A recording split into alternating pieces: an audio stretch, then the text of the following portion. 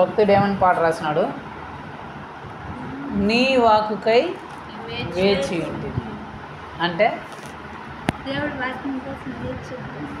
ఈ వాక్కు అంటే మాట, మాట కోసం వేచి ఉండడం అంటే వెయిట్ చేయడం. ఎందుకు వెయిట్ చేస్తున్నాం? ఏం చెప్తాడో ఈరోజు, ఏం చెప్తాడో దేవుడు, ఏం చెప్పబోతున్నాడో అనే దాని గురించి భక్తుడు వెయిట్ చేస్తున్నాడంట. నీ వాక్కుకై వేచి ఉంటుంది. మనం కూడా మీరు వేచి ఉన్నారు లేదా? దేవుని మాట వినడానికి ఉన్నారు? సిద్ధంగా ఉన్నారా? సిద్ధంగా ఉంటే హల్లెలూయా చెప్పండి. వెరీ గుడ్, హల్లెలూయా. సరే, యేసు వార్తను ధ్యానిస్తున్నాం. మత్తయి సువార్త ఎన్నో అధ్యాయం? 9వ అధ్యాయం. పోయినసారి కుటుంబ ప్రార్థనలో దేని గురించి చెప్పుకున్నాం? పోయినసారి కుటుంబ ప్రార్థన అసలు ఎప్పుడు జరిగింది? ఎప్పుడు జరిగింది? శుక్రవారం. చెప్పలు ఒకటి అమ్మాయి గుర్తుపెట్టుకోండి. ఎప్పుడు జరిగింది? పోయిన శుక్రవారం జరిగింది కుటుంబ ప్రార్థన. ఆ తర్వాత మళ్ళీ ప్రార్థన జరగలేదు. సరేనా? మళ్ళీ ఈరోజు జరుగుతుంది కదా. సరే, శుక్రవారం జరిగినప్పుడు దేవుడు దేని గురించి మాట్లాడినాడు? ఏమైనా గుర్తుందా?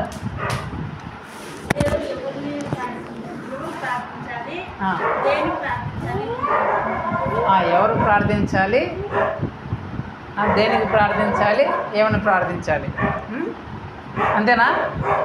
ప్రార్థించాలి కదా, ప్రకటించాలి. హల్లెలూయా చెప్పడం ఆ బాబు కోసం కూడా, ఆ బాబా గుర్తుపెట్టుకోండి. యేసుక్రీస్తు గురించి ఏ వయసు వారు ప్రకటించాలి, ఎందుకు ప్రకటించాలి, ఏమని ప్రకటించాలి అనే దాని గురించి దేవుడు మాట్లాడినాడు. అంతేనా? హల్లెలూయా. సరే, ఈరోజు దేవుడు ఏం మాట్లాడతారో చూద్దాం. చదవండి. మత్తయి సువార్త 9వ అధ్యాయం 35 నుంచి 38 వరకు.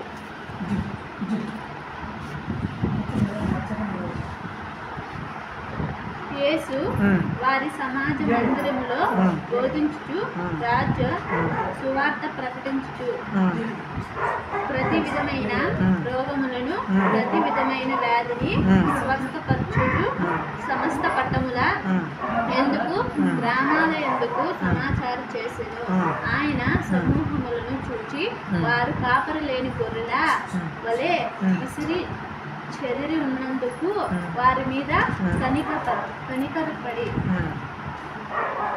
కోత విసిరివేయమే గాని పనివారు కొద్దిగా ఉన్నారు కనుక తన కోతకు పనివారిని పంపుమని కోత యజమానిని వేడుకొని తన శిశువులతో చెప్పాను.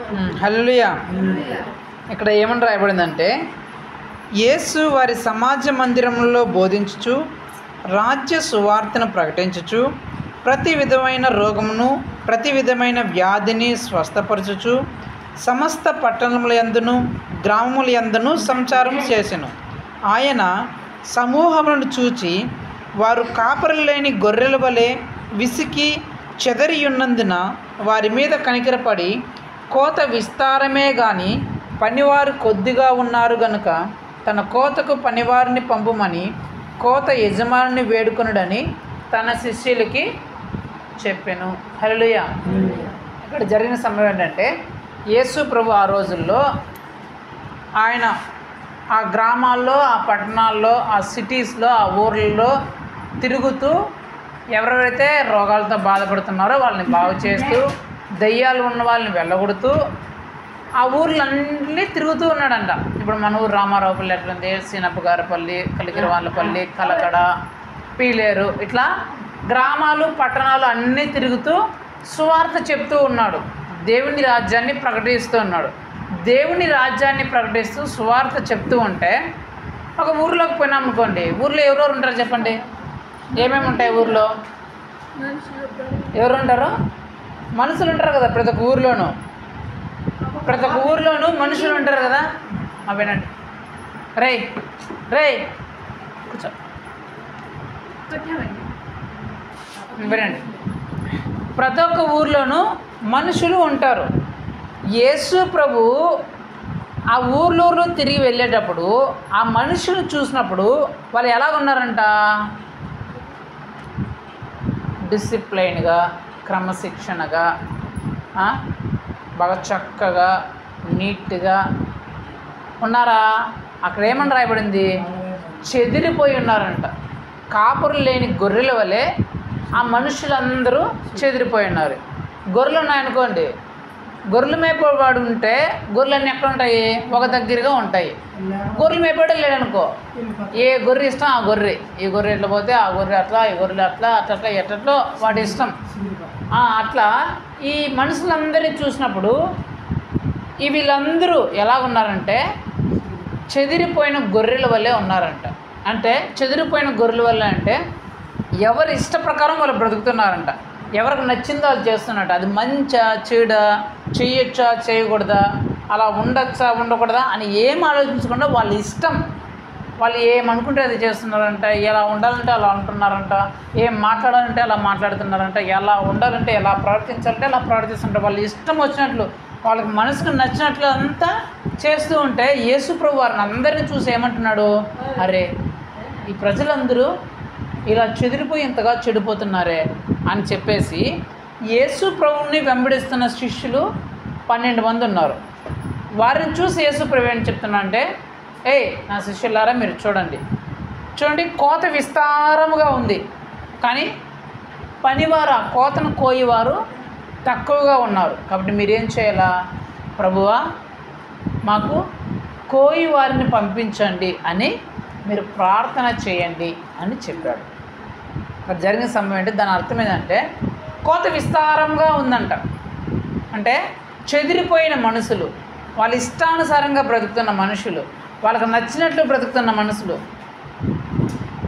వాళ్ళు ఎలా ఉండాలనుకుంటే అలా బ్రతుకుతున్న మనుషులు చాలామంది ఉన్నారంట. అయితే మనం ఒక పంట వేసినాం అనుకోండి, సపోజ్ వరి వేసినాం అనుకోండి, వరి పంట వచ్చిన తర్వాత ఏం చేస్తాం? కోసేస్తాం. ఏం చేస్తాం? కోసేసిన దాన్ని ఎక్కడ పెడతాం? అక్కడ పెట్టేస్తాం. ఆ మల్లిలోనే ఏం చేస్తాం? ఎత్తుకొని వచ్చి అంతా ఒక దగ్గరికి చేరుస్తాం, అంతే కదా? మడి కోసేసి దాన్ని ఎత్తుకొని వచ్చి ఒక దగ్గరికి చేరుస్తాం. ఇక్కడ కోత విస్తారంగా ఉంది, మనుషులు చాలామంది ఉన్నారు. వాళ్ళు ఎలా ఉన్నారంట? చెదిరిపోయి ఉన్నారు. అయితే ఆ చెదిరిపోయిన వారిని అందరినీ పట్టుకొని వచ్చి ఒక దగ్గర పెట్టే ఆ కోయి మనుషులు లేరంట. ఇప్పుడంటే మిషన్లు వచ్చేసినాయి మడి కోయడానికి. పూర్వకాలంలో ఎట్లా కోస్తున్నారు? మనుషులు కోస్తున్నారు. మనకి ఒక ఎకరా మనసు ఉందనుకో, ఒక 20 మంది దొరికితే చకచక ఒక రోజులో కోసి పారేస్తాం. లేదు మనం 5 మందే కోయాలనుకో, ఎన్ని రోజులు పడుతుంది? చాలా రోజులు పడుతుంది. ఉండే మడేమో ఎక్కువ, కానీ మనుషులు తక్కువ ఉంటే అది పంట మన దగ్గర చేతికి రావడానికి చాలా సమయం పడుతుంది, చాలా కష్టంతో కూడుకున్న పని. యేసు ప్రభు కూడా అది చూశాడు. ఏంటి? చెదిరిపోయిన మనుషులు, చెడుతనంలో జీవిస్తున్న మనుషులు, వాళ్ళకి ఇష్టానుసారంగా బ్రతుకుతున్న మనుషులు అనేక మంది ఉన్నారు. వాళ్ళందరినీ ఒక్క దగ్గరికి చేర్చి ఒక మంచి మార్గంలోకి చేర్చే మనుషులు కొద్దిమందే ఉన్నారు. అలాగా వారందరినీ ఒక దగ్గరికి చేర్చే మనుషుల్ని కోసం మీరు ప్రార్థన చేయండి, దేవుణ్ణి బ్రతిమలాడుకోండి అని చెప్తున్నాడు. మీకు అర్థమయ్యే భాషలో చెప్పాలంటే ఈ ఊరు పక్క ఊరు ఏ ఊరని చూసుకోండి. చెడిపోయే వాళ్ళు, చెడు పనులు చేస్తున్నారు, వాళ్ళు ఇష్టానుసారంగా బ్రతుకుతున్న వాళ్ళు ఎంతోమంది ఉన్నారు కదా. మరి అంతమందికి రాజ్య సువార్తను ప్రకటించే సేవకులు కావచ్చు, వాళ్ళు చెడు మార్గంలో నుంచి తప్పించే వాళ్ళు కావచ్చు, మంచి మార్గంలోకి వాళ్ళు నడిపించే వాళ్ళు కావచ్చు, ఎంతమంది ఉన్నారు? ఎత్తుకొడితే 5 కుటుంబాలు, అంతే కదా. నా కుటుంబం, మీ కుటుంబం, రత్నమ్మ కుటుంబం, జాషువా కుటుంబం, వాళ్ళ అబ్రహాం వాళ్ళ కుటుంబం, అంతే కదా. ఈ ఊరిలో దాదాపుగా 120 ఇండ్లు ఉంటే ఈ 120 ఇండ్లలో 5 కుటుంబాలు పక్కన పెట్టండి. 5 కుటుంబాలు పక్కన పెట్టి మిగిలిన అన్ని కుటుంబాలు వాళ్ళకి ఇష్టం వచ్చినగా బ్రతుకుతున్నారు కదా. వాళ్ళు చేసే పనులు మంచివో చెడువో, వాళ్ళు నడుచుకుంటున్న ప్రవర్తన మంచిగా ఉందో చెడుగా ఉందో వాళ్ళు ఆలోచించట్లా. వాళ్ళకి నచ్చినట్లు బ్రతుకుతున్నారు. వాళ్ళు ఎలా ఇష్టం వస్తే అలా బ్రతుకుతున్నారు. కానీ ఇప్పుడు వీళ్ళందరూ మీరంతా చేసేది చెడు పనులు, ఇది చెడు జీవితము, ఇట్లా కాదు ఉండాల్సింది, ఇది మంచి జీవితం, ఇట్లా జీవిస్తే మంచిది అని చెప్పడానికి ఉన్న మంది ఎంతమంది? 5 కుటుంబాలు, అంతే కదా. అంటే కోతేమో పంటేమో విస్తారంగా ఉంది, కానీ దాన్ని సమకూర్చడానికి ఉన్న వాళ్ళు తక్కువ మంది ఉన్నారు. యేసు ప్రభు ఏం చెప్తున్నాడు వాళ్ళు చూసి, అంటే యేసు ప్రభుని వెంబడిస్తున్న వారిని, మన భాష చెప్పంటే యేసు క్రీస్తుని నమ్మిన వారిని చూసి ఏం చెప్తున్నాడు అంటే, మీరు చూస్తున్నారు కదా, చూడండి పంట ఏమో విస్తారంగా ఉంది, కోయాల్సిన పంట ఏమో విస్తారంగా ఉంది, ఒక దగ్గర చేర్చాల్సిన పంట ఏమో విస్తారంగా ఉంది, చెదిరిపోయిన వాళ్ళందరినీ ఒక దగ్గరికి తీసుకురావాల్సిన పని చాలా ఉంది, కానీ ఉన్న వాళ్ళు ఎంతమంది? తక్కువ మంది ఉన్నారు. కాబట్టి మీరేం చేయాలా? అయ్యా మాకు ఎక్కువ మంది కావాలయ్యా, పంట ఎక్కువగా ఉందయ్యా, చెదిరిపోతున్న వాళ్ళు ఎక్కువ మంది ఉన్నారయ్యా, చెడిపోతున్న వాళ్ళు ఎక్కువ కుటుంబాలు ఉన్నాయా, అయ్యా వాళ్ళందరినీ మేము తీసుకురావాలంటే మా బలం సరిపోదు, ఇంకా ఎక్కువ మంది నమ్మాలయ్యా, ఇంకా ఎక్కువ మంది రక్షణలోకి రావాలయ్యా, ఇంకా ఎక్కువ మంది దేవుని తెలుసుకొని వాళ్ళందరూ కలిసి ఈ పంటను అంతటినీ ఒక మంచి మార్గంలోకి ఒక దగ్గరికి సమకూర్చాలయ్యా అని చెప్పేసి ప్రార్థన చేయాలంట. అది యేసు ప్రభు చెప్పాడు. ఇప్పుడు నేను ఈరోజు దేవుడు నా ద్వారా మన అందరితో ఏం మాట్లాడుతున్నాడంటే, కోత విస్తారంగా ఉంది, కోయివారు కొద్దిమందే ఉన్నారు. అదే కదా యేసు ప్రభు చెప్పింది. పంట ఏమో విస్తారంగా ఉంది, కోసేవారు మాత్రం కొద్దిమందే ఉన్నారు. ఈరోజు దేవుడు ఏం మాట్లాడబోతున్నాడంటే, ఆ కోసేవారు కొద్దిమందే ఉండడానికి గల ముఖ్య కారణం ఏమిటి? అర్థమైందా? పంట ఏమో విస్తారంగా ఉంది, కోసేవారు మాత్రం కొద్దిమందే ఉన్నారు. ఆ కొద్దిమందే ఉండడానికి గల కారణం ఏంటి? ఎందుకు ఎక్కువ మంది లేరు? పంట చూస్తే ఎక్కువ మంది ఉంది, కోయివారు మాత్రం ఎక్కువ మంది లేదు. కారణం ఏంటి?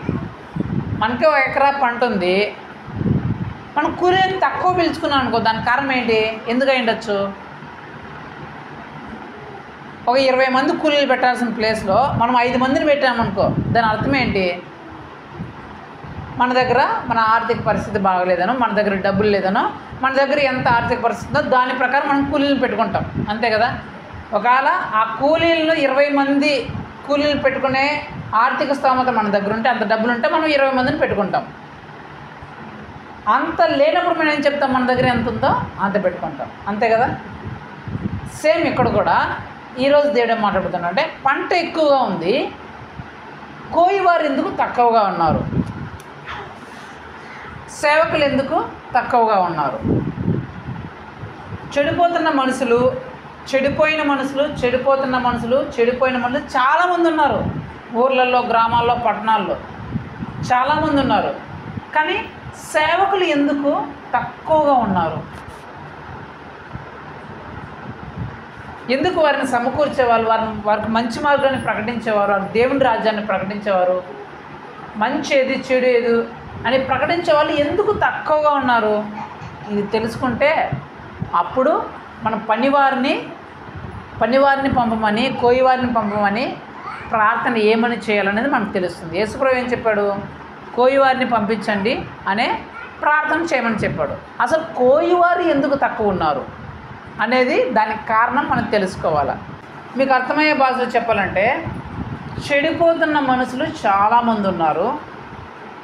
వారిని మంచి మార్గంలోనికి, నిజమైన మార్గంలోనికి, దేవుని మార్గంలోనికి నడిపించే సేవకులు తక్కువగా ఉండడానికి గల ముఖ్య కారణం ఏంటి అనేది మనం ఈరోజు తెలుసుకోవాలి.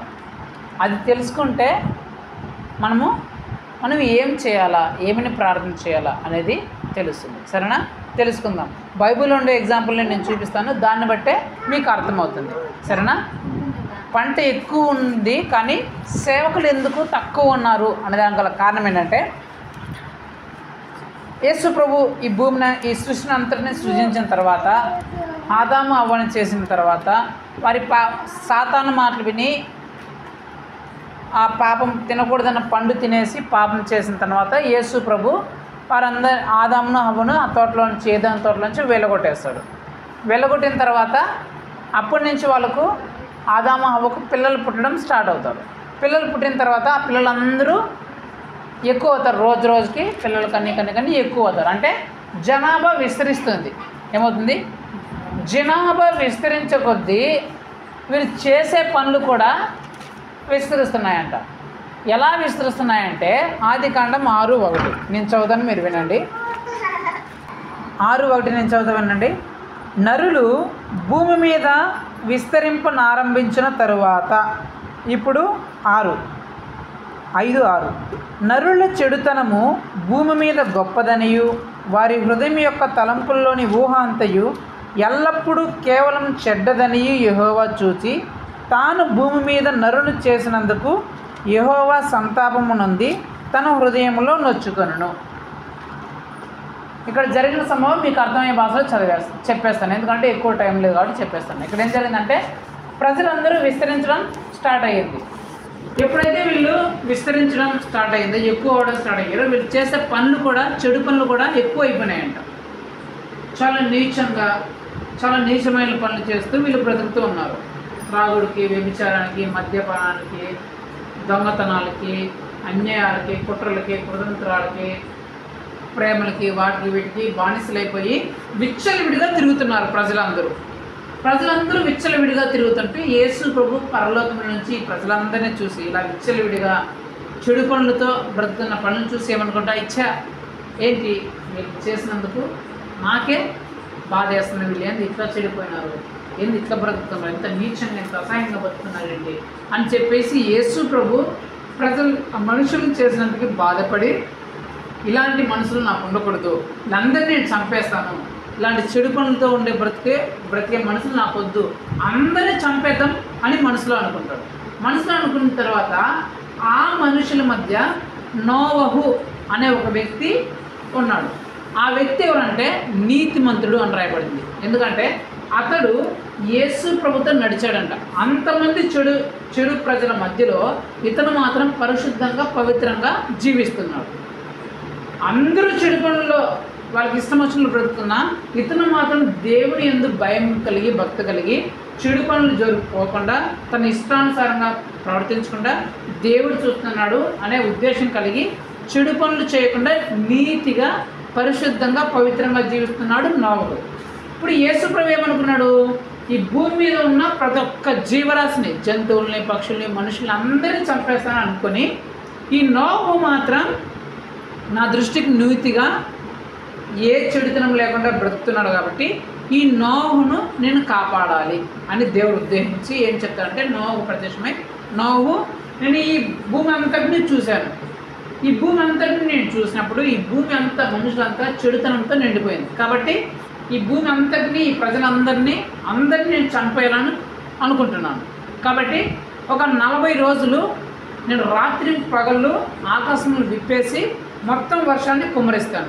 ఎలాంటి వర్షం అంటే ఆ వర్షం దెబ్బకి భూమి మీద ప్రాణంతో ఉన్న ఒక్క జంతువు కానీ, మనుషులు కానీ, పక్షులు కానీ ఏవి బ్రతికుండవు. అలాంటి వర్షాన్ని నేను కుమ్మరించబోతున్నాను.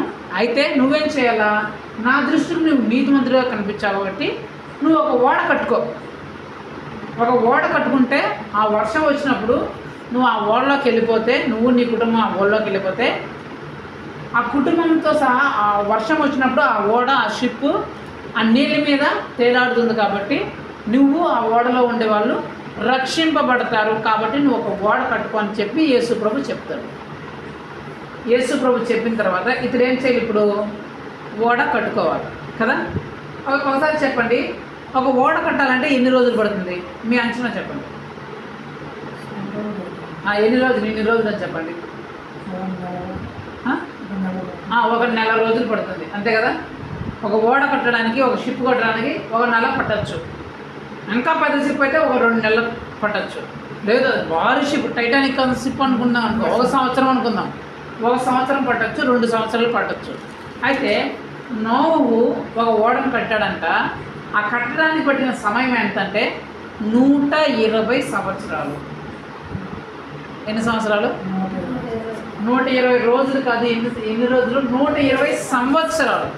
120 సంవత్సరాలు పట్టిందంట ఒక ఓడ కట్టడానికి నోవహుకి. ఎందుకు అంత సమయం పట్టింది? ఎందుకు 120 సంవత్సరాలు పట్టింది ఒక ఓడ కట్టడానికి? అంత టైం ఎందుకు పట్టింది?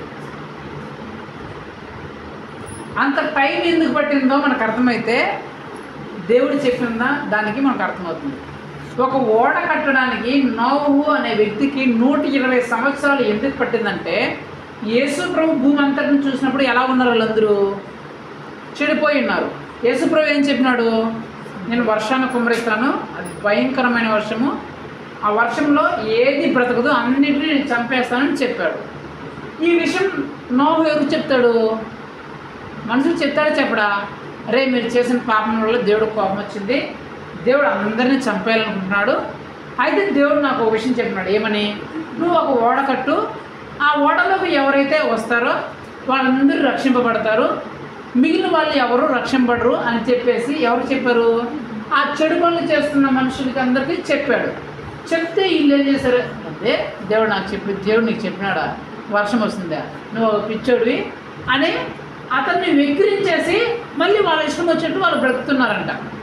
ఇప్పుడు ఎవరు కట్టాలి ఆ ఓడిని? ఇప్పుడు ఎవరు కొట్టాలా ఆ ఓడిని? ఎవరు కట్టాలా చెప్పలేరండి? ఎవరు కట్టాలా? నోహు అక్కడే కట్టాలా. నోహు అక్కడే కట్టాలా. నోహుకి భార్య ఉంది, 3 కుమారులు, వాళ్ళకి 3 కుమారులకి 3 భార్యలు, మొత్తం 8 మంది ఉన్నారు అంతే ఆ కుటుంబంలో. సో ఇప్పుడు ఆ ఓడ కట్టాల్సింది ఎంతమంది? 8 మంది కట్టాలి. ఇప్పుడు ఆ ఓడ పొడవు వెడల్పు ఎత్తు ఎంతంటే 300 మూరల పొడవు, 50 మూరల వెడల్పు, 30 మూరల ఎత్తు. ఆ ఓడను కట్టడానికి ఆ 8 మందికి 120 సంవత్సరాలు ఎందుకు పట్టిందంటే సహకరించేవారు లేరు. ఆ ఓడ కట్టడానికి సహాయం చేసేవాళ్ళు ఎవ్వరూ లేరు. ఈ 8 మందే కట్టుకుంటున్నారు ఆ ఓడ. దేవుడు చెప్పాడని రక్షణ ఓడని ఎంతమంది కడుతున్నారు? 8 మంది కడుతున్నారు. కాబట్టే ఆ ఓడ కట్టడానికి 120 సంవత్సరాలు పట్టింది. ఈ 8 మందే కావాల్సిన కట్టెలు తెచ్చుకున్నారు, ఈ 8 మందే కావాల్సిన త్రాళ్ళు తెచ్చుకున్నారు, ఈ 8 మందే కావాల్సిన మేకలు తెచ్చుకున్నారు. ఆ ఓడకు ఏమేమి అవసరమో వాటన్నిటిని సమకూర్చుకునేది ఎవరు? ఈ 8 మంది. యేసుప్రభు ఏం చెప్తున్నాడంటే అక్కడ 6:1 ఏం రాయబడిందంటే, భూమి మీద నరులు విస్తారంగా ఉన్నారంట, ఎంతోమంది విస్తరించి ఉన్నారు, ఎంతోమంది ప్రజలు ఉన్నారు. కానీ ఆ ఓడను కడుతున్న వాళ్ళు మాత్రం ఎంతమంది? 8 మందే కడుతున్నారు. ఆ 120 సంవత్సరాలు పట్టడం గల కారణం ఏంటంటే ఎంతోమంది ఉన్నా సరే ఆ ఓడ కట్టడానికి ఎవ్వరు రాల, ఆ 8 మంది మాత్రమే కట్టుకుంటున్నారు. అంటే ఆ ఓడ కట్టడానికి సహకరించే వాళ్ళు లేరు. ఆ ఓడ 120 సంవత్సరాలు అంత టైం పట్టడం గల కారణం ఏంటంటే సహకరించే వాళ్ళు లేరు, ముందుకొచ్చి పని చేసేవాళ్ళు లేరు, ముందుకొచ్చి సహాయం చేసేవాళ్ళు లేరు. ఆ ముందుకొచ్చి సహాయం చేసేవాళ్ళు, సహకరించే వాళ్ళు లేరు. కాబట్టే ఆ ఓడ కట్టడానికి 120 సంవత్సరాలు పడుతుంది. అదే ఆ మనుషులందరూ దాదాపు అప్పుడు ఒక 10 లక్షల మంది ఉన్నారనుకుందాం. ఇప్పుడంటే ఒక 1000 కోట్ల మంది ఉండేది, ఇప్పుడు 1000 కోట్ల మంది జనాభా ఉన్నారు. ఆ కాలంలో 10 లక్షల మంది అనుకుందాం. 10 లక్షల మంది ఒక్కొక్కరు ఒక కట్టి తెచ్చినా కూడా ఒక రోజులో అయిపోయింటుంది, అంతే కదా? 10 లక్షల మంది ఒక్కొక్కరు ఒక కట్టి తెచ్చినా కూడా ఒక రోజులో ఓడ కట్టాల్సింది. ఒక రోజులో కట్టాల్సిన ఓడ 120 సంవత్సరాలు పట్టిందంటే కారణం వాళ్ళు ఎవరు సహకరించాలి, వాళ్ళు ఎవరు సహాయం చేయాలి, వాళ్ళు ఎవరు ముందుకు రావాలి. కాబట్టే ఆ ఓడ కట్టడానికి 120 సంవత్సరాలు పడుతుంది. అంటే ఎప్పుడు ఒక పని కష్టమైపోతుంది, ఎప్పుడు ఒక పని చాలా లేట్ అవుతుంది, ఎప్పుడు మనం చేయాలనుకుంటున్న పని ఎప్పుడు ఎక్కువ సమయం తీసుకుంటుందంటే మనతో పాటు ఆ పనికి సహకరించేవారు లేనప్పుడు, సహకరించేవారు ముందరికి రానప్పుడు ఆ పని లేట్ అయిపోతుంది. సంఖ్యాకాండంలో 14:34 కూడా ఒక మాట ఉంటుంది, మీ శవములు ఈ అరణ్యంలో క్షేమగు వరకు మీ పిల్లలు అరణ్యంలో 40 సంవత్సరాలు తిరుగులాడుచు మీ వ్యభిచారపు శిక్షను భరించెదరు. మీరు ఆ దేశమును సంచరించి చూసిన 40 దినముల లెక్క ప్రకారము దినమునకు 1 సంవత్సరం చొప్పున 40 సంవత్సరములు మీ దోష శిక్ష భరించి నేను మిమ్మల్ని రోసివేసినట్టు తెలుసుకుందరు. ఇక్కడ జరిగిన సమయం ఏంటంటే దేవుని ప్రజలు ఐగుప్తు దేశంలో 420 సంవత్సరాలు బానిసలుగా బ్రతుకుతున్నారు. దేవుని ప్రజలు ఐగుప్తు దేశంలో 420 సంవత్సరాలు బానిస బ్రతుకుల్లో బ్రతుకుతున్నారు, అంటే పని మనుషులుగా బ్రతుకుతున్నారు. ఆ ప్రజలు, ఐగుప్తు ప్రజలు దేవుని ప్రజలను వాళ్ళ ఇష్టం వచ్చినట్లు కొడుతున్నారు, తిడుతున్నారు, వాళ్ళ ఇష్టం వచ్చిన పనులు చేపిస్తున్నారు. కానీ వారికి కొంచెం కూడా సహాయం చేసే పరిస్థితి లేదు. ఆ బాధను తట్టుకోలేక వాళ్ళు యేసు ప్రభువు మొరపెడతారు, అయ్యా మా బాధను చూడయ్యా అని మొరపెడితే యేసు ప్రభు వారి బాధను చూసి వారికి ఏమని చెప్తాడంటే, నేను మీ బాధను విన్నాను కాబట్టి ఈ ఐగుప్తు దేశంలో నుంచి, ఈ బానిస బతుకులో నుంచి మిమ్మల్ని విడిపించి మిమ్మల్ని పాలు తేనెలు ప్రవహించే కనాను దేశానికి తీసుకెళ్తానని మాట ఇస్తాడు. ఆ మాట ఇచ్చి వాళ్ళందరినీ తీసుకెళ్ళడానికి మోషే అనే ఒక సేవకుని నియమిస్తాడు. ఆ మోషే అనే ఒక సేవకుడు ఈ ప్రజలందరినీ ఐగుప్తు దేశంలో ఆ రాజు దగ్గర 10 అద్భుత కార్యాలను చేసి ఈ 20 లక్షల మంది ప్రజల్ని ఒకే రోజున ఆ బానిస బ్రతుకుల్లో నుంచి, ఆ కష్టకరమైన బాధల్లో నుంచి విడిపించి ఒకే రోజున 20 లక్షల మందిని ఐగుప్తు దేశంలో నుంచి కనాను దేశంలోనికి తీసుకెళ్ళడానికి, పాలు తేనెలు ప్రవేశించే కనాను దేశంకి తీసుకెళ్ళడానికి, దేవుడు వాగ్దానం చేసిన దేశం తీసుకెళ్ళడానికి బయలుదేరుతాడు. ఐగుప్తు దేశానికి కనాను దేశానికి మధ్య ఉన్న దూరం ఎంతంటే 610 కిలోమీటర్లు. ఎంత? 610 కిలోమీటర్లు. ఈరోజు మనము పోవాలంటే దేంట్లో పోతాం? స్కూటీలో పోతాం, బైకుల్లో పోతాం, బస్సుల్లో పోతాం, కార్లో పోతాం, విమానాల్లో కూడా పోతాం. కానీ ఆ కాలంలో కార్లు బస్సులు ఎన్ని ఉన్నాయా? ఆ కాలంలో ఏమి ఉన్నాయి? గుర్రాలు, ఒంటలు, గాడిదలు, రథాలు, రాళ్ళకైతే మోసుకొని పోయే సైనికులు, భటులు, ఇలాంటి వాళ్ళు ఉన్నారు. ఇవన్నీ లేని వాళ్ళు ఎట్లా పోతారు? నడుచుకుంటూ పోవాలి కదా. ఇప్పుడు 20 లక్షల మందికి గుర్రాలు, రథాలు ఎన్ని ఉంటాయా? అంటే ఇప్పుడు అందరూ ఎట్లా పోవాలా? నడుచుకొని పోవాలా. ఎన్ని కిలోమీటర్లు? ఐగుప్తు దేశానికి కనాను దేశానికి ఎన్ని కిలోమీటర్లు అని చెప్పిన? 610 కిలోమీటర్లు కదా. 610 కిలోమీటర్లని రోజు మనం ఒక మెల్లగా నడిస్తే ఒక 15 కిలోమీటర్లు, అడుగులో అడుగు వేసుకుంటూ నడిచిన రోజుకు 15 కిలోమీటర్లు మనం నడిచేస్తాం. అడుగులో అడుగు వేసుకుంటా. ఇప్పుడు వీటి నుంచి మనం పిల్లలు పోవడానికి ఒక రోజులో నడిస్తే, మెల్లగా నడిస్తే పిల్లలకి వెళ్ళిపోతాం 15 కిలోమీటర్లు మెల్లగా నడిస్తే కదా. మెల్లగా నడిచిన ఒక 15 కిలోమీటర్లు ఒక రోజుకు నడిచిన ఐగుప్తు నుంచి కనానుకు చేరుకోవడానికి పట్టే సమయము 40 రోజులు మాత్రమే. ఎన్ని రోజులు? 40 రోజులు. ఐగుప్తు దేశంలో నుంచి, అంటే ఆ బానిస బ్రతుకుల్లో నుంచి కనాను దేశం, అంటే పాలు తేనెలు ప్రవహిస్తున్న దేవుడు వాగ్దానం చేసిన దేశం అది. కనాను అంటే ఏంటంటే దాని అర్థమే సమృద్ధి కలిగిన దేశం. అక్కడ దేనికి కొదువు లేదు. యేసు ప్రభు ఈ బానిస బ్రతుకుల్లో నుంచి ఏ కొదువు లేని దేశానికి తన ప్రజలను నడిపించాలని ఉద్దేశించాడు. సో ఇప్పుడు దానికి డిస్టెన్స్ ఎంత? 610 కిలోమీటర్లు. ఎన్ని రోజుల్లో నడిచేయచ్చు? 40 రోజుల్లో. ఎన్ని రోజుల్లో? చిన్నగా నడుచుకోపోయినా, ఆవు నడిచినట్టు నడుచుకోపోయినా 40 రోజుల్లో మనం నడిచేయచ్చు. కానీ అక్కడ ఏమని రాయబడింది? 40 సంవత్సరాలు నడిపించాడంట. ఎన్ని సంవత్సరాలు? 40 సంవత్సరాలు నడిపించాడంట. 610 కిలోమీటర్ల దూరాన్ని 40 రోజుల్లో ఆ సమృద్ధిగా దేశానికి చేరుకోవాల్సిన 20 లక్షల మందిని ఎన్ని రోజులు నడిపించాడంట? 40 సంవత్సరాలు నడిపించాడంట. ఎందుకు నడిపించాడు 40 సంవత్సరాలు? 40 రోజుల్లో మంచి దేశానికి వెళ్ళిపోవాల్సిన ప్రజలు, దేవుని ప్రజలు 40 సంవత్సరాలు పడిన కారణం ఏంటి? ఏమై ఉండొచ్చు? మీరు ఆ నిర్గమాకాండం, సంఖ్యాకాండం అన్నీ మీరు చదువుకపోతే అక్కడ ఏమని రాయబడిందంటే, వారు తిరుగుబాటు చేసి, వారు సనుగుకునేది, వారు ఎదురు తిరిగిరి, వారు చెప్పని మాట వినకపోయేది. ఇదే రాయబడింది. వారు తిరుగుబాటు చేసి కనుక యెహోవా కోపించును, వారు సనుగుకొని కనుక యెహోవా కోపించును, వారు ఎదురు తిరిగి కనుక యెహోవా కోపించును, వారు ఐగుప్తు దేశాన్ని మరలా కోరుకుంటున్నాక యెహోవా కోపించును, వారు మరలా వెనక్కి వెళ్ళిపోయినారు అనుకున్నారు కనుక యెహోవా కోపించును అనే రాయబడి ఉంటుంది.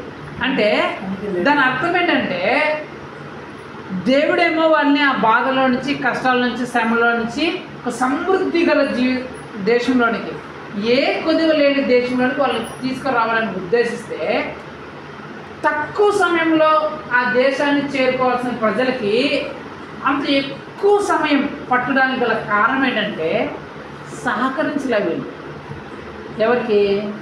దేవునికి సహకరించలా, అక్కడ నడిపిస్తున్న సేవకుడికి సహకరించలా. ఇది సహకరించక ఆ 20 లక్షల మంది ప్రజల్లో కొందరు ఆ సేవకుడు నడిపించే మోసేకి సహకరించలేదు. దేవుని మాట వినకుండా, దేవుని మాటలకి సహకరించకుండా వాళ్ళ ఇష్ట ప్రకారమే వాళ్ళు చేయాలని నిశ్చయించినారు. కాబట్టి 40 రోజులు పట్టాల్సిన ఆ యాత్ర 40 సంవత్సరాలు పట్టింది. 40 రోజుల్లో పూర్తవలసిన ఒక ఓడ 120 సంవత్సరాలకి పూర్తవడానికి గల కారణము, ఇక్కడ 40 రోజుల్లో పూర్తవలసిన యాత్ర 40 సంవత్సరాలు పట్టడానికి గల కారణం ఒక్కటే. ఏంటి? సహకరించే వాళ్ళు లేకపోవడం, సహాయం చేయకపోవడం, వాళ్ళు లేకపోవడం. యేసు ప్రభు చెప్తుంది కూడా అంతే. కోత విస్తారంగా ఉంది, పనివారు పోయేవారు కొద్దిగా ఉండడానికి గల కారణం ఏంటంటే సహకరించే వాళ్ళు లేరు. ఈ పాస్టర్లకి సహకరించే వాళ్ళు లేరు. ఒక పాస్టరు నాతో చెప్పి చాలా బాధపడ్డాడు. ఏమనంటే, నేను ఎంతో ఈ చర్చికి చేయాలని ఎంతో ఆశించి వచ్చాను, సువార్తను ప్రకటించాలని, అనేక గ్రామాలకు ప్రకటించాలని ఆశతో వచ్చాను.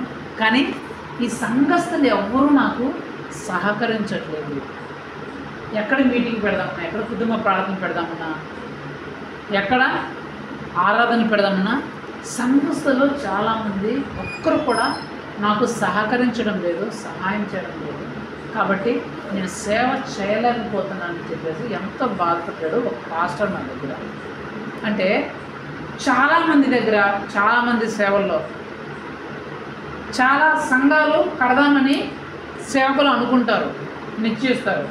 కానీ ఆ చర్చలు కట్టలేకపోవడం గల కారణం ఏంటంటే ఇక్కడ ఉన్న విశ్వాసులు సహకరించుకోవడం, ఆ చర్చ కట్టడానికి ముందుకు రాకపోవడం, ఆ చర్చ కట్టడానికి కావలసిన మాటలు కానీ అవసరాలు కానీ చేయకపోవడం, ఆ ప్రార్థనలు జరిపించడానికి సహాయం చేయకపోవడం. ఇలా ఇక్కడ ఉన్న విశ్వాసులు సహకరించకపోవడం వల్ల తక్కువ సమయంలో కంప్లీట్ అవ్వాల్సిన పని చాలా ఎక్కువ సమయం తీసుకుంటుంది. అది త్వరగా ముగించబడాల్సిన సమయము ఎక్కువ టైము తీసుకుపోతుంది. కారణం ఒకటి ఏంటి? యేసుక్రీస్తుని నమ్ముకున్న వాళ్ళు కూడా దేవుని సేవ విస్తరణకి సహకరించకూడదు. తమ వంతు తాము సహాయం చేయకుండా వారి పనుల్లో బిజీ అయిపోవడం. సేవకులు చాలా తక్కువ మంది ఉండడానికి కారణం ఏంటంటే ఆ సేవకుల వెనకాల ఉన్న విశ్వాసులు ఆ సేవకులకి సహకరించకపోవడం. చాలామంది చెప్తుంటారు, నాకు వింటున్నాను, అయ్యా చర్చ కట్టాలనుకుంటున్నాను, ఆ విశ్వాసులు కొంచెం కూడా సహకరించట్లేదు, కొంచెం కూడా ముందుకు రావట్లేదు. మేము కట్టాలనుకుంటున్నాం కానీ ఆ విశ్వాసులు ముందుకు రావట్లేదు. మేము సంఘంలో అలా ఆరాధన పెట్టాలి, ఇలా ఆరాధన పెట్టాలి, అట్లుండాలి, ఎట్లా నడిపించాలి అనుకుంటున్నాం. కానీ మా విశ్వాసం నుంచి ఏ కోఆపరేషన్ మాకు లేదు, ఏ సహకారం మాకు లేదు. మేము వారం ఒక ఊరికన్నా విజిటింగ్కి వెళ్ళి అందరికీ ఒక్క ఊరిలో ఉన్న సువార్త ప్రకటించాలని ఆశిస్తున్నాం. కానీ ఎవరి విశ్వాసం మా వెంట రావట్లేదు, మాకు సహాయం చేయలేదు. అందుకనే సంఘములు అభివృద్ధి చెందట్లేదని చెప్పే హాస్టల్లో ఎంతోమంది ఉన్నారు, ఎంతోమంది దుఃఖిస్తున్న వాళ్ళు, ఎంతోమంది ఏడుస్తున్న పాస్టర్లు, ఎంతోమంది దేవుని దగ్గర కన్నీరు పెడుతున్న పాస్టర్లు ఎంతోమంది ఉన్నారు. అయ్యా ఈ సంఘాన్ని విస్తరింపజేయాలనుకుంటున్నామయ్యా, చర్చిని కట్టాలనుకుంటున్నామయ్యా, సేవను విస్తరింపజేయాలనుకుంటున్నాయా, ప్రార్థనలు చేయాలనుకుంటున్నామయ్యా, ఇంకా అనేక మందిని మీరు రక్షణలోకి నడిపించాలనుకుంటున్నాయా అనుకుంటున్నామయ్యా. కానీ సహకరించే విశ్వాసులు సహకరించలేదు. అనేక మందిని రక్షించాలా కానీ విశ్వాసులు సహకరించట్లేదు. విశ్వాసులు సహకరిస్తేనే అనేక మందిని రక్షించడానికి అవకాశం ఉంటుంది. ఒక పాస్టర్ ఎంతసేపని ఎంతమందిని గురించి చెప్తాడు? ఒక పాస్టరే చెడిపోతున్నా ఎంతమంది గురించి సువార్త ప్రకటిస్తాడు? ఆ సంఘంలో ఉన్న విశ్వాసులు కూడా ఒక్కొక్కరు తమ చేయి వేస్తే పని తొందరగా కంప్లీట్ అవుతుంది. ఎక్కువ మందిని దేవుని విశ్వాసంలోకి, మంచి మార్గంలోకి నడిపించగలం. ఎప్పుడు పాస్టరే, ఎప్పుడు సేవకుడే అన్నిటికీ సేవకుడే పోవాలంటే విశ్వాసం సహకరించకపోతే ఎప్పుడు ఆ సేవ జరిగేది, ఎప్పుడు ఆ సేవ ముందుకు వెళ్ళేది? బుక్ తగ్గింది. సహకరించే వాళ్ళు లేకపోతే ఏదైనా కుంటు పడిపోతుంది అంటారు కదా. ఇప్పుడు ఇంట్లోనే ఉండదు, ఇంట్లో మీరు ఒక్కరే పని చేసి వీళ్ళు ఎవరు పని చేయలేదనుకో, ఎవ్వరూ పని చేయలేదనుకో, అప్పుడు కుటుంబ పరిస్థితి ఎలా ఉంటుంది? చాలా శ్రమలు, చాలా ఇబ్బందులు, చాలా కష్టాలు ఎదుర్కోవాల్సి వస్తుంది. మీరు, ఆమె, ముసలోళ్ళు, వీళ్ళు ఆవుల దగ్గరికని, పని దగ్గరికని, కూలీకని ఇలా అందరూ తలా ఒక చేయి వేస్తున్నారు కాబట్టి కుటుంబంలో ఒకవేళ ఇక్కడ ఇబ్బంది వచ్చినా అక్కడ అది తీరుస్తుంది, అక్కడ ఇబ్బంది వచ్చినా ఇది తీరుస్తుంది, ఇక్కడ ఇబ్బంది వచ్చినా అక్కడ తీరుస్తుంది. అంటే సహకరించే వాళ్ళు ఉంటే ఏదో ఒక రకంగా మన అవసరాలు తీరుతాయి. ఒకరే పాటు పడాలంటే, ఒకరే కష్టపడాలంటే అవసరము తీయడం చాలా చాలా చాలా కష్టమైపోతుంది. ఇక్కడ యేసుప్రభు ఏం చెప్తున్నాడు? కోత విస్తారముగా ఉంది కానీ పనివారు కొద్దిగా ఉండడం గల ముఖ్య కారణం ఏంటంటే సహకరించే వాళ్ళు లేరు, సహకరించే విశ్వాసం లేరు. గమనించండి, చాలా చాలా చాలా ముఖ్యమైనది. చెడిపోతున్న ప్రజల్ని రక్షించడం, దేవుళ్ళకి నడిపించడం సేవకుడి యొక్క ఒక్క బాధ్యత, సేవకుడి ఒక్కడిదే బాధ్యత కాదు, రక్షింపబడిన ప్రతి ఒక్కరి బాధ్యత. మేము యేసుక్రీస్తుని నమ్ముకున్నాం అని చెప్పుకుంటున్న ప్రతి ఒక్కరి బాధ్యత. యేసుప్రభు ఏం చెప్తున్నాడు? తన శిష్యులతో చెప్పాడంట. శిష్యులు అంటే ఎవరు? యేసుక్రీస్తుని నమ్ముకున్న వాళ్ళే కదా. ఒక పేతురు నువ్వు ప్రార్థన చేయి, అందరినీ సేవకులు ఎక్కువ మంది రావాలని ప్రార్థన చేయి అని పేతురుకు ఒకటే చెప్పాడా? లేకపోతే యోహానుకు ఒకటే చెప్పాడా? లేకపోతే మత్తయికి ఒకటే చెప్పాడా? అలా అందరు శిష్యులు అందరినీ పిలిచి మీరందరూ వెళ్ళి ఈ పని చేయండి అని చెప్తారు. అంటే సేవ విస్తరించబడాలన్నా, చెడిపోతున్న అంతమంది మనుషులు దేవుని రాజ్యంలోకి రావాలన్నా, దేవుని సువార్త ప్రకటించాలన్నా సేవకుడు ఒక్కడే పోతే చాలా చాలా చాలా కష్టం.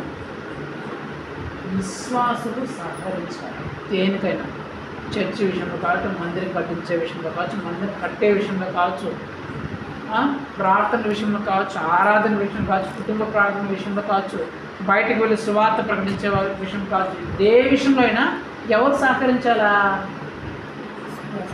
విశ్వాసులు, యేసుక్రీస్తు నమ్ముకున్న వాళ్ళు సహకరించాలా. మరి మనం సహకరిస్తున్నామా లేదా?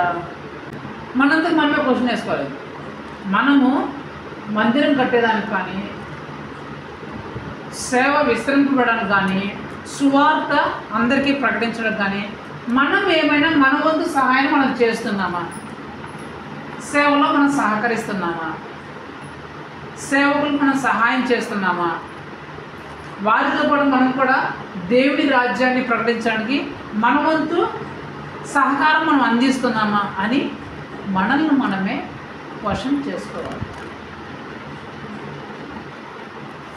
నోవు కుందిరే కట్టారు, 8 మందే ఆ రక్షణ ఓడను కట్టారు. ఆ 8 మందే సహకరించుకున్నారు, ఆ కుటుంబ సభ్యులే, వాళ్ళు ఊరు రాకపోయినా సహకరించకపోయినా ఈ 8 మందే సహకరించారంట. చివరికి ఈ 8 మందే రక్షింపబడ్డారు. ఆ రక్షణ ఓడల్లో ఎవరైతే సహకరించారో ఆ జలప్రలయం వచ్చి ఆ ప్రపంచం మొత్తం అంతటిని చంపేసిన తర్వాత ఒక్క జీవరాశి కూడా బ్రతకలేదంట. బ్రతికింది ఎవరంటే ఆ 8 మందే మనుషులు. ఎందుకు సహకరించిందో ఆ 8 మంది. ఈ 40 సంవత్సరాలు నడిపించినప్పుడు ఆ 20 లక్షల మందిని ఇద్దరు తప్ప ఇంకెవ్వరూ ఆ కనాన దేశంలోకి ప్రవేశించలేదంట. ఆ 20 లక్షల మందిలో ఇద్దరు తప్ప మిగిలిన అందరూ చచ్చిపోయారంట అరణ్యంలోనే, ఆ 40 సంవత్సరాల్లోనే. కారణం ఏంటి? ఆ 20 లక్షల మంది సహకరించారు, ఆ ఇద్దరు సహకరించారు, యెహోషువ, కాలేబు. ఇద్దరు సహకరించారు కాబట్టే దేవుడు వాగ్దానం చేసిన ఆ దేశంలోకి ఆ ఇద్దరు ప్రవేశించారు. దేవుని సేవకుడికి, దేవుని మాటకి ఆ ఇద్దరే సహకరించారు. యెహోషువ, కాలేబు సహకరించారు కాబట్టి వాళ్ళిద్దరే ఆ సమృద్ధి గల ఆ కనాను దేశంలోకి ప్రవేశించారు. మిగిలిన 20 లక్షల మంది అరణ్యంలో చచ్చిపోయారు. వాళ్ళ పిల్లలు ప్రవేశించారు, వాళ్ళు ఎవ్వరూ ప్రవేశించారు, వాళ్ళందరూ చచ్చిపోయారు. సహకరించిన వాళ్ళే రక్షింపబడతారు, సహకరించిన వాళ్ళే సమృద్ధిలోనికి ప్రవేశపెట్టబడతారు. మనం సహకరించకపోతే తుడిచిపెట్టుకుపోయిన జలప్రలయంలో తుడిచిపెట్టుకుపోయిన వాళ్ళ లిస్టులోకి వెళ్ళిపోతాం.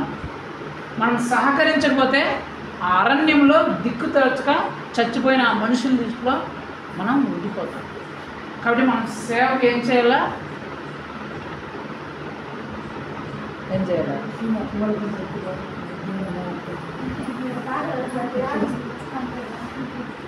సేవకు ఏం చేయాలా అని అడిగినా. ఏం చేయాలా? సహకరించాలా. ఏం చేయాలా? మరి సహకరిస్తున్నారా? సహకరిస్తున్నారా అంటే మౌనంగా ఉండాలండి.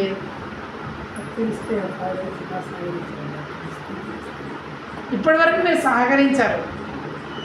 మందిరం కట్టడానికి మాట్లాడే విషయంలో కానీ, ఏదైనా క్రిస్మస్ పాలు జరిగినప్పుడు కానీ, మీ పని చేసే విషయంలో కానీ, లేకపోతే ఏదైనా ప్రార్థనలు పెట్టినప్పుడు మీ వంతు సహాయం, ఆర్థిక సహాయం కానీ, మీ శ్రమ సహాయం కానీ చేసే విషయంలో మీరు సహకరించినారు.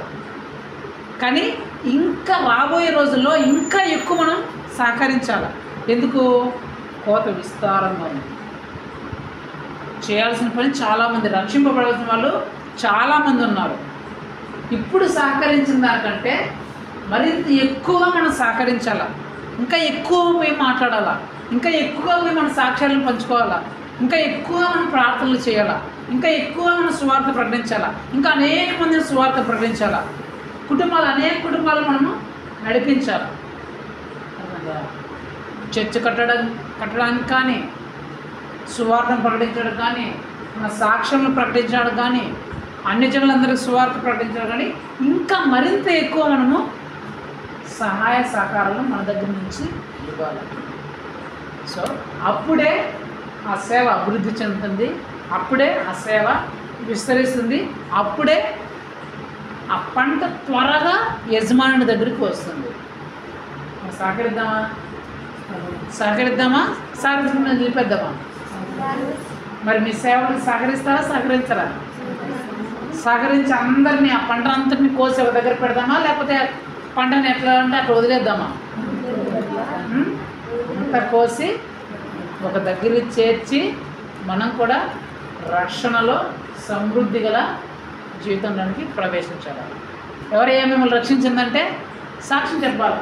మిమ్మల్ని పలానా రత్నమ్మ అక్క ద్వారా మేము రక్షింపడ్డాం, పలానా హన్న అక్క ద్వారా మేము రక్షింపడ్డాం, పలానా జోసెఫ్ అన్న ద్వారా మేము రక్షింపడ్డాం, పలానా చంద్రకళ ద్వారా మేము రక్షింపడ్డాం, పలా ప్రవీణ్ ద్వారా మేము రక్షింపడ్డాం.